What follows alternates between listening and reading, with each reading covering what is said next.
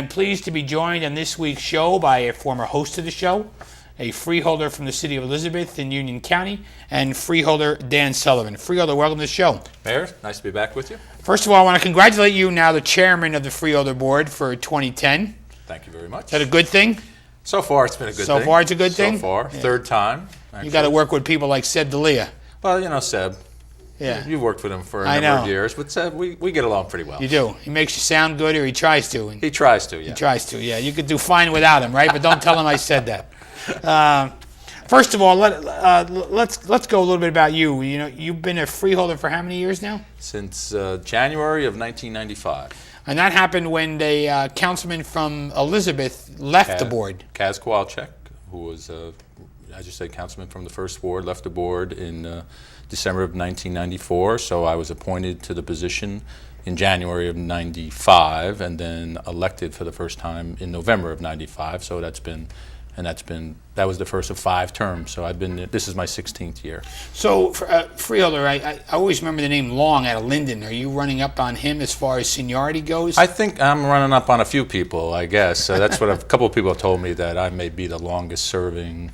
I guess they'd have to go back a little bit to find out. But like I said, this is my 16th year. Well, it's a commitment to public service Absolutely. that resonates with not only you, but your commitment to the community as well. Well, and as you know, I was fortunate enough to serve on the Board of Education for 4 years, starting in 1993. So for a couple of years, I did both of those together, and that's why they have those laws not to have 2 public positions, because that was difficult. And I left the board in '97, and I, as you said, been a freeholder since '95. And as we said, this is my 3rd time as freeholder chairman. And that's probably is a record in itself. I mean, serving as chairman of the board, and in this year's speech on January 1st or thereabouts, when you announced the priorities for the year, you talked about Go Green Year 3, and the county is a leader in this effort. Maybe you could tell us what the county's doing. Yeah, Mayor, we've got a lot of initiatives, and we've followed up as Go Green 3. It's a 3rd year we've been doing this, and we're trying to be a leader in the state in terms of environmentally friendly projects and working with the environment, making sure everything we do has an environmental theme to it. One of the things that we do in our design of our buildings is the LEED standards. That's the Leadership in Environment and Energy Design. So we've had a number of new buildings. The Kellogg building in Elizabeth, for instance, that was only opened last year. The county building out in Westfield. Very environmentally friendly designs, kind of the things like, when you walk in the room, the lights go on automatically, come off automatically. We have bicycle racks to encourage, that kind of clean transportation. And a lot of the materials they use are kind of recyclable things, so that we don't hurt the environment, and we try to have buildings that are friendly. And Freeholder, the Kellogg building you mentioned is actually the home of Union County College. Correct. And how's that working out? Is it the college will be in full tilt, I believe, this September? That's correct. There's a lot of things going on with the college, and I'm sure you know they just appointed a new president, Margaret McMiniman, who I just met the other evening, succeeding Tom Brown. So there's a lot of things, and I think certainly the building there, the nursing school, and a lot of other things that are going on in that building. It's a beautiful building.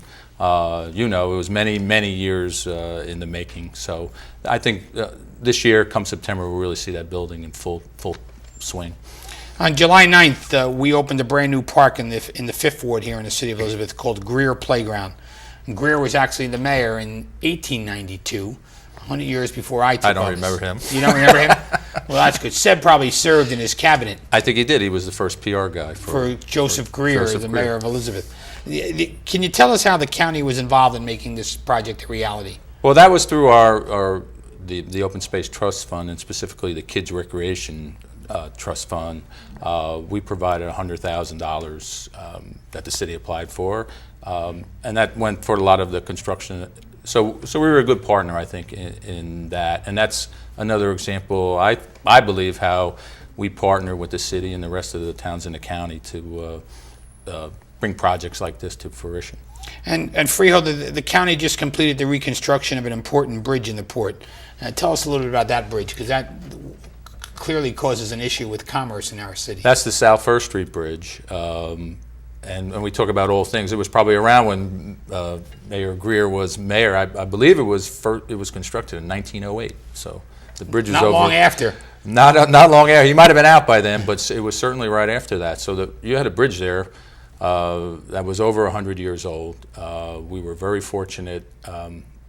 In my position at the North Jersey Transportation Planning Authority, working with the federal funds, we were able to get over $4 million to renovate that bridge, which was obviously long overdue. So again, I think that's part of what I'm fortunate to be able to do to help the residents of Elizabeth. And like I say, $4 million is a lot of money to renovate a bridge. On the North Jersey Transportation Planning Authority, you served as the chairman. Was it last year or 2 years ago? 2 years ago, I was chairman. Like I said, that was a 2-year term. And there are many millions of dollars that come through that organization that we're hopefully able to direct. Some of the federal money that we can talk a little bit about that's come from President Obama in terms of some of the projects that we have in the city. But it's probably one of the most powerful committees that people really don't know about because of so much funding. It has to approve the funding for New Jersey Transit. It has to approve the funding for New Jersey Department of Transportation. So we work closely with those organizations, and we make sure that Union County and Elizabeth gets their fair share of the funding.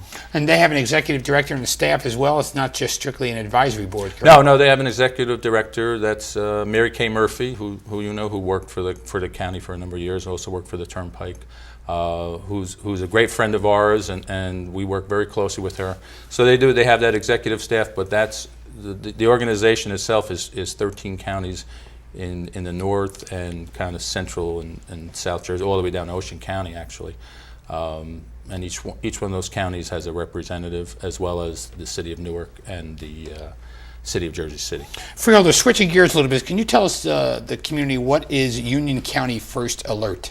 Union County First Alert is a program that we've come up with that will provide exactly what it says, an alert to the residents of Union County for those who sign up when there's any kind of disaster or warnings that we have to get out. It could be something as severe as a severe thunderstorm, but it's a process where you provide information, either your email, your cell phone, your home phone, those type of things, so that when we have some type of situation where we need to get information out to people, that alert goes directly to those devices, your BlackBerry, your cell phone, and you can find out, okay, there's a problem there, or there was a severe accident on Route 1, or any of that type of information, because there's so many ways to get in touch with people these days.